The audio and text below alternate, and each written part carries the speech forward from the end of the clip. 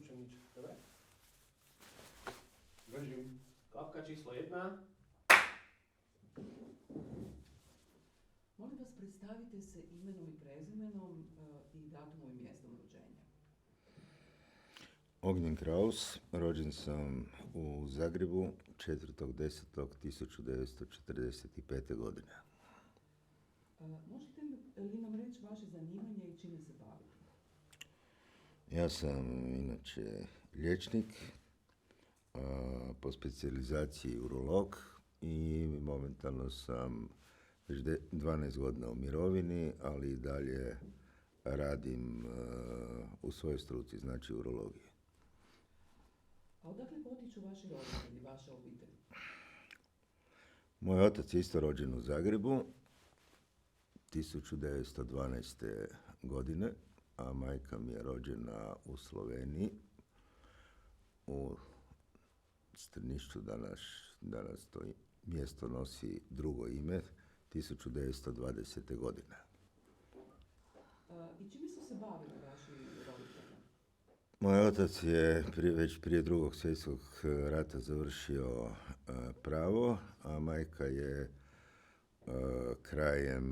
zapravo početkom 40. godina počela studij medicine na Medicinskom fakultetu u Ljubljani. Jesu pričali kad o tom vremenu prije rata? Kako je to bilo vrijeme? Kako su živjeli? Pa prije Drugog svjetskog rata su normalno živjeli. Moj otac je živio u Zagrebu, završio pravni fakultet u Zagrebu. Majka je živjela zapravo po čitavoj Sloveniji, obzirom da je njen otac bio državni činovnik i mijenjao je dosta često mjesto boravka, a pred sam rat je boravila kao studentica medicine u Ljubljani. I kad su u to vrijeme primijetili neke nagovještaje rata? Pa kada su nagovještaje rata primijetili ne znam, ali znam da je moj otac dosta rano znao šta se događa i veoma rano, već 1941. godine, negdje u ljetnim mjesecima je napustio zajedno sa svojom majkom Zagreb, dok je to još bilo moguće, i pobjegao u talijanski dio, znači preko Sušaka, odnosno Italije, prebjegao u Italiju, gdje je bio do kapitulacije Italije u radnom logoru, jednom u području Aoste, to znači sjevero-zapadnog dijela Italije prema Francuskoj. Nakon kapitulacije Italije je prebjegao u Švicarsku. Moja majka je bila uhapšena kao lijevo orijentirana studentica na Medicinskom fakultetu u Ljubljani i provela je zapravo razdoblje od 1941. do 1943. po zatvorima u Italiji do kapitulacije Italije. I nakon kapitulacije Italije ona je isto uspjela prebjeći na neki način u Švicarsku. Jesu se tada sredili ili su se upoznali?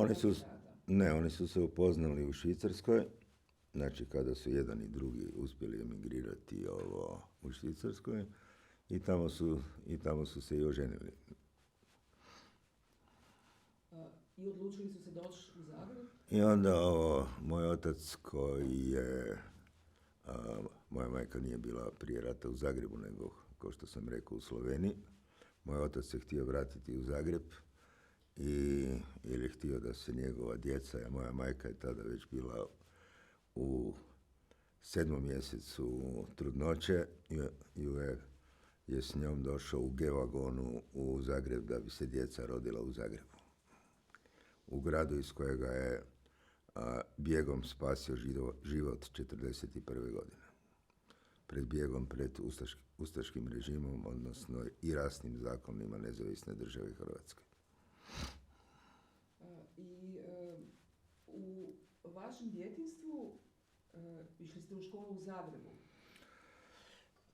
Moja sestra i ja smo u školu išli u Zagrebu, završili smo jedan i drugi klasičnu gimnaziju.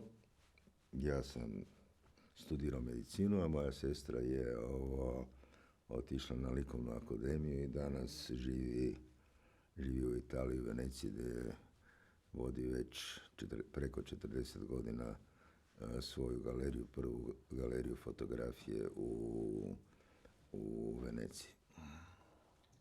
A inače se bavi naravski i slikarstvom. Kakav je bio život u tadašnjoj Jugoslaviji u vrijeme odrastanja? Pa mislim da sam normalno živio pod nikakvim velikim pritiscima. Normalno sam se školovao. Majka mi je završila i nastavila naravski studirati medicinski fakultet koji je završila 50. godine, početkom 50. godine je završila medicinski fakultet i radila kao liječnik u prvu domu zdravlja Trešnjevka, specijalizaciju iz medicine rada je završila i kasnije je radila svoj posao. I na kraju, negdje pred kraj svoje karijere je bila i ministar zdravstva za Republike Hrvatske. Otac je bio pravnik, bio je prije toga je prije Drugog svjetskog rata je bio u advokatskim kancelarijama u familiji Aleksander, a poslije rata je prvo negdje 50. godina je u javnom tužilaštvu počeo raditi. Kad pogledate situaciju sa oduzetom imovinom u vrijeme ustaškog režima i kad pogledate kako je postupila Jugoslavija, je li možda trebalo nešto napraviti drugačije? Pa nacionalizirana je bila sva imovina, kao što je poznato, radilo se to uglavnom naravski da radilo se to o privatnoj imovini. Naravski da je tu bilo puno nepravdi. Ono što je posebno negativno bilo da svi oni koji su trebali otići su išli u Izrael, morali su se odreći čak i državljanstva. Ne samo državljanstva, nego i sve svoje nepokretne imovine. A dalje, naravski da je dio imovine oduzet i za vrijeme nezavisne, veliki dio imovine oduzet za vrijeme nezavisne države Hrvatske. Mislim da uopće ne treba govoriti koji je to zapravo obim imovine. I to imovine u centru grada i kuća i tako dalje, da ne kažem u zapadnom dijelu grada, koje su sve oduzete ili su, da netko spasi život, prodavane za bud zašto. Ali to naravski je sve nacionalizirano, a što se tiče povrata, tu isto nije gotovo ništa učinjeno. U vrijeme ustaškog režima Nezavisne države Hrvatske počinjen je holokaust, genocid nad Srbima, genocid nad Romima, masovne likvidacije lijevo orijentiranih Hrvata i ljudi svih nacionalnosti. Kad pogledate kulturu sjećanja, spomenike, komemoracije koja je razvijena u Jugoslaviji, evo, s današnje perspektive, je li bila adekvatna ili je možda nešto trebalo raditi drugačije? Pa ja se nekakvog posebnog komemoriranja žrtava holokausta za vrijeme Jugoslavije uopće ne sjećam, da budemo iskreni. Zašto? Ne znam. Iako se stalno govori o tome da se broje žrtve, i kao da se nešto posebno obilježavalo i tako dalje. Mislim, čak se niti partizanske žrtve ili žrtve lijevo orijentiranih ljudi koji su stradali po logorima smrti nisu nikada posebno obilježavale. Danas ja mislim da se to smo prešli u drugi ekstrem da obilježavamo, svaki dan nešto obilježavamo. Ne misleći na budućnost, stalno smo u prošlosti živimo, nažalost. A naravski, osim što živimo u prošlosti, prošlost prekrajamo i ne suočavamo se i ne želimo se suočiti sa prošlošću. U vrijeme socijalističke Jugoslavije se govorilo zajednički o svim žrtvama fašizma i narodno-slobodilačkoj borbi, ali krajem 80-ih i početkom 90-ih dolazi do zaokreta. I izborima u kojima je pobijedio HDZ i predsjednik postao Franjo Tuđman, mijenja se i stav. Ako možete dozvati u sjećanje, kako ste se osjećali tih dana? Šta je vaš stav o toj promjeni? To je promjeni i ono što me jasno smetalo upravo to o čemu smo malo prije razgovarali, a to je o falsificiranju prošlosti. Nikada neću zaboraviti prvu komisiju u Saboru koja je osnovana 1992. ili 1993. godine i koja je pred Sabor izašla na koje je na čelu bio gospodin Vice Vukojević, koji je kasnije još, da ne kažem, bio i sudac Ustavnog suda, koji je došao sa rezultatom da je u logoru Jasenovac stradalo oko 300 Židova. Mislim, kada sam takve stvari počeo slušati, onda sam se pitao gdje živim. Negiranje onoga šta je, šta se je dogodilo, nitko nije ono što je najgore u obrazovanju je sve to izbačeno iz knjiga šta se događalo između 1941. i 1945. godine. Počelo je izjednačavanje ustaštva i antifašizma i potpuno prekrajanje povijesti. Mislim, žalosno je da danas od 50 koncentracijskih logora koji su postajali, koji su bili osnovani za vrijeme nezavisne države Hrvatske, da ih je obilježeno samo par. To su Jasenovac, to je Jadovno, to je Stara Gradiška, to su još troje Đakovačko groblje, na koje naravski logor je bio u samom Đakovu, na kojem je gdje je bila ploča danas sagrađena benzinska pumpa i tamo negdje sa strane stoji neka ploča.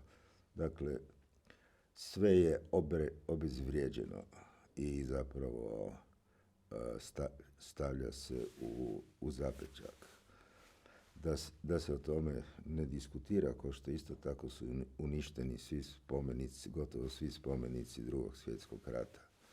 Sačuvani su, da ne kažemo, spomenici koji su od izuzetne i umjetničke i kulturne vrijednosti. Govorimo o spomenicima jednog Đamanja, o spomenicima jednog Bakića i o ljudi koji su u svijetu priznati, koji su razneseni eksplozijama i nikad niko za to nije odgovarao. Jedina ustanova koja sustavno čuva nasljeđe Drugog svjetskog rata je spomen područje Jasenovac, u kojem se već godinama traži promjena stalnog postava i naprosto Vlada Republike Hrvatske ne izdvaja sredstva za to. Što se tiče komemoriranja u Jasenovcu, već više godina komemorira se odvojenim kolonama. Što je tome razlog? U samom Jasenovcu, naravski od samog postava koji je postavljen, je židovska zajednica imala prigovor na to, na način prikazivanja povijesti samog tog područja. Zapravo To područje danas obilježava samo onaj cvijet arhitekta Bogdanovića i jedna zgrada unutar koje se nalazi taj muzej i jedan vagon sa lokomotivom, ne znam otkuda, još vjerojatno iz tog vremena koji je doveden tamo. Drugo ništa zapravo ne podsjeća na ono što je to bilo, a isto tako ništa ništa u samom muzeju ne može prikazati ono što je zapravo Jasenovac bio. Nešto je malo učinjeno posljednjih godina, a to je da je jako dobar virtualni prikaz 3D napravljen samog područja Jasenovac. Učinjeno i to da je ušao Jasenovac u školski program. Nažalost, kroz ove 2 godine nije se uspjelo ništa od toga učiniti obzirom na situaciju sa pandemijom covida, ali ipak od kada je tamo novi ravnatelj, to posljednjih godina ipak se nešto uspijeva učiniti. Što se tiče samog komemoriranja, možda je to bila i moja inicijativa i tako dalje, a da ne idemo u detalje. Ne mogu ići na komemoracije ako do onoga časa dok ne riješimo neka pitanja, a to je pitanja relativizacije ustaštva, izjednačavanja partizanskog pokreta i ustaštva, bez zakonskih odredbi što se tiče znakovlja, znamenja i svih ostalih ustaških simbola. Do tada ne mogu pristati da sudjelujem na komemoracijama kada država, odnosno i vlast, nisu u stanju to zakonski riješiti. Pokušao sam zajedno sa ostalima učiniti nešto da se u saborsku proceduru stavi novi zakon o kažnjavanju krivičnom postupku ili kažnjavanju takovih radnji. Nažalost, do sada nisam uspio, a ono što me posebno razočaralo, da i od samih predstavnika žrtava rasnih zakona, to govorimo o Romima i o Srbima, nisam dobio zadovoljavajuću i zaista potporu koju je to trebalo napraviti. Organizirali smo 3 sastanka u židovskoj općini Zagreb sa predstavnicima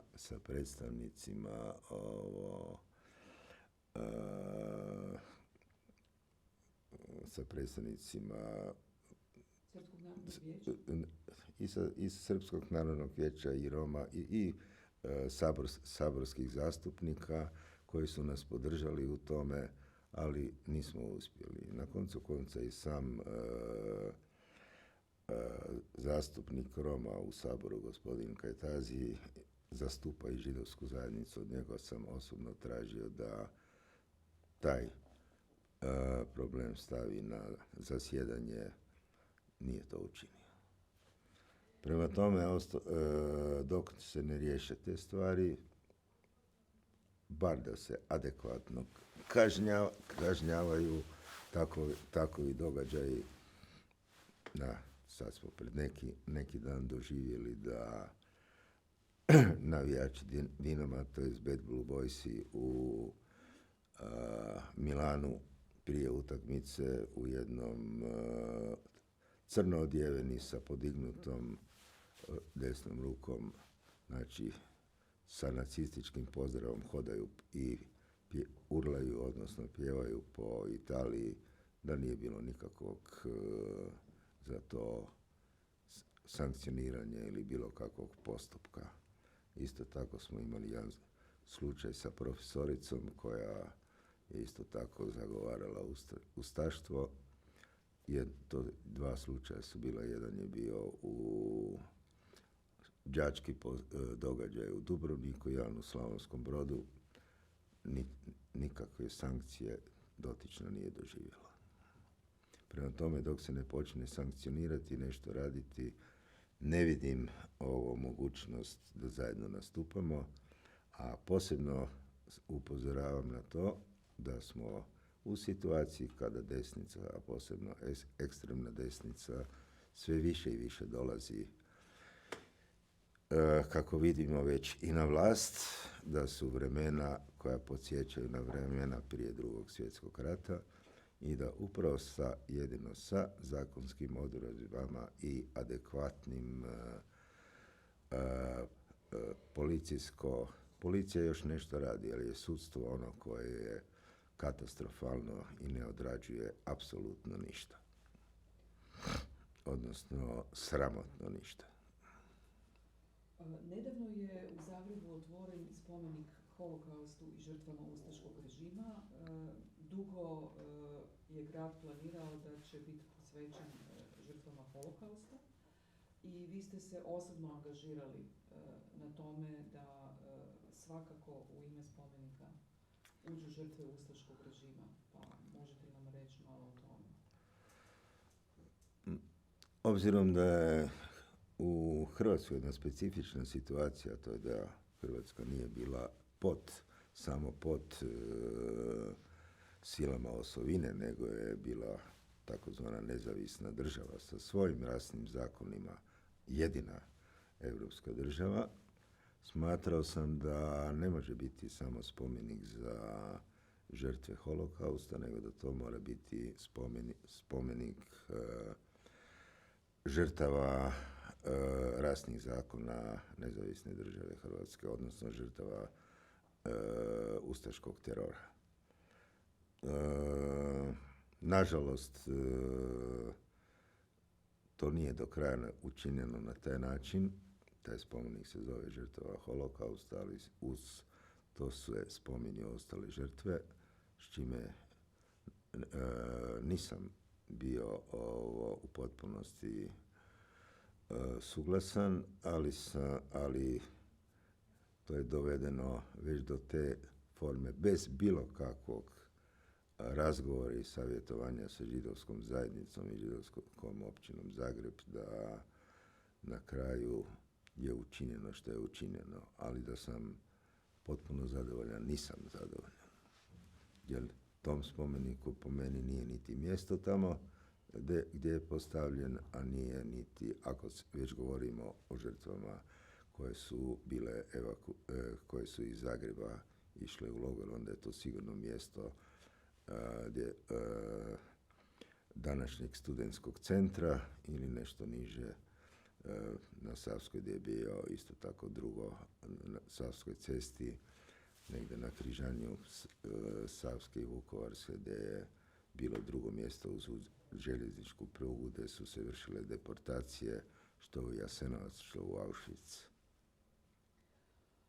Od 2011. Traje proces dogovaranja o postavu u jugoslavenskom paviljonu u Auschwitzu u sklopu Državnog muzeja u Osijecimu i čini se da ipak ima nekih pomaka. Nataša Mataušić, Olga Manojlović-Pintar i Kaja Širok su pripremile jedan postav.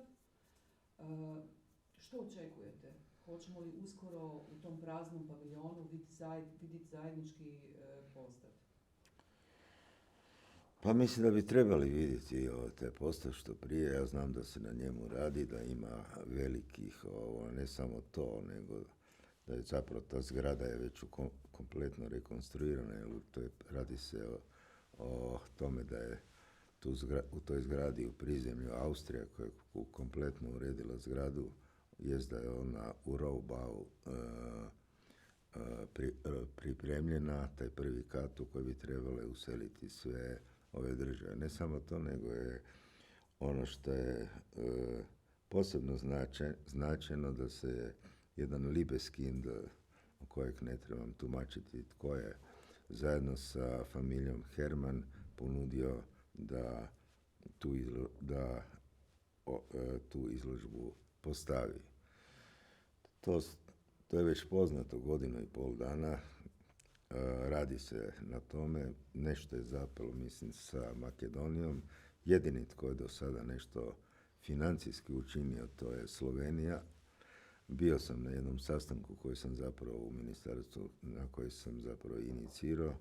Vrijeme prolazi, ne znam da li, ja se nadam da ću doživjeti da i ta priča kao i sve ostale završe. Predstoji na proljeće iduće godine predsjedanje Republike Hrvatske Međunarodnim savezom za sjećanje na holokaust. I u tijeku su neke pripreme. Što očekujete, čemu se nadate? Kao prvo, to sam i jučer na sastanku koji je bio u Vladi Republike Hrvatske rekao, kojem je predsjedavao ministar vanjskih poslova, gospodin Radman, zajedno sa ko vodi ih Ruta Matušić i gospođa Sara Lustig. Rekao sam jednu stvar, da Hrvatska je jedna od rijetkih koja još nije potpisala definiciju o antisemitizmu koje je Europsko vijeće ili parlament već odavno prihvatio. Hrvatska isto tako ide u to, a da nije riješila pitanje zakonskih odredbi što se tiče o čemu smo malo ranije razgovarali, to je Za dom spremni i zakonskih odredbi. Prema tome se pitam gdje smo, šta smo i šta radimo, kom se i na koji način predstavljamo. Sve je vrlo ambiciozno prikazano, volio bih nešto vidjeti, ali 30 godina sam u tome, 30 godina po svim institucijama lupam glavom u zid, pa ne znam da li ću doživjeti da se nešto učini ili nam je samo važno da se predstavljamo Europi, da nečemu predsjedavamo. Vodite židovsku općinu Zagreb i koordinaciju židovskih općina. Kad pogledate ovaj zaokret, nedavne izbore u Italiji, čemu se nadate? Mislim da je jedno dobro razdoblje prošlo. Čemu se nadam? Moram priznati da se pomalo i bojim što nas čeka. Jer je desnica jako aktivna, populizam je na nevjerovatno visokom nivou, narod živi sve slabije i slabije, bogati žive sve bolje i bolje, s druge strane imamo i ratnu situaciju na vratima Europe, zapravo u Europi. I naravski da se bojim. Ja sam već pred 7-8 godina, kada je počela kod nas kada je došao na vlast Karamarko i kada su počela i kod nas ekstremni nacionalizam i isticanje i neka vrsta ksenofobije i tako dalje, sam rekao da se bojim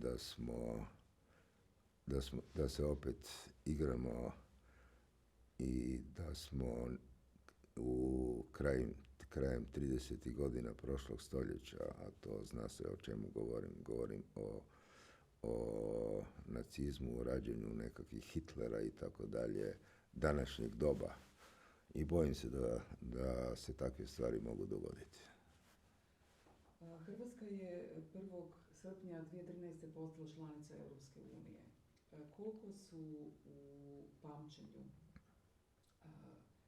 nasljeđe Drugog svjetskog rata, holokausta, genocida, partizana, narodno-oslobodilačke borbe bile korisne neke europske politike sjećanja? Jesu li bile korisne? I naravno postoji Erasmus program razmjene mladih, ali jesu li bile korisne u nekim drugim dimenzijama?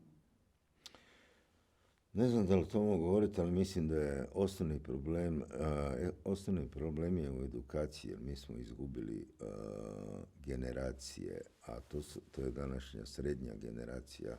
To su ljudi između 25-45 godina koji o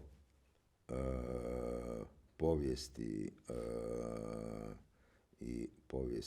ne znaju apsolutno ništa, jer su učili lažnu povijest događanja u Drugom svjetskom ratu i tako dalje. I to je osnovni problem. O tome smo jučer isto tako razgovarali. Gospođa Lustig je dobro rekla da nije problem odgoja djece i mlade generacije, koliki je problem to da tu mladu generaciju nema tko učiti, jer ti isti su učili ovo lažnu povijest. Imate li možda zaključno neku posebnu poruku baš za te mlade? Što bi bilo važno za njih? Nažalost, svi su puno previše fiksirani na novija sredstva informiranja. To je razni portali, razne po kojima se svašta piše i isto tako prekraja sve. Nema ih ko... Mislim da tehnologija je počela uništavati čovječanstvo. To smatram da je posebni problem. To nije samo pitanje informiranja, nije pitanje... Ja isto tako u medicini vidim da tehnologija isto tako koliko je fantastičan napredak s jedne strane napravila, da s druge strane je uništila ono osnovno u čovječanstvu, a to je normalan odnos između ljudi. Jer ako gledate danas i prošećete ulicama, svi lokali su puni. Mladi ljudi uglavnom svak bulje u svoj mobitel i ne znam šta već ima u rukama. I ja se pitam da li se i oni i razgovaraju preko toga i ljube preko toga, ali postaje sve zapravo meni gotovo neprihvatljivo. To je bilo moje zadnje pitanje, ali želite još nešto dodati? Da bih htio dodati. Ne gledam, ipak polažem neku nadu da ćemo ipak sve te stvari uspjeti savladati i da ipak postoji neka budućnost. Da ne postoji, ne bih se time bavio što radim i još uvijek nisam potpuno izgubio vjeru u ono što radim. Hvala puno. Molim. Samo još sekunda za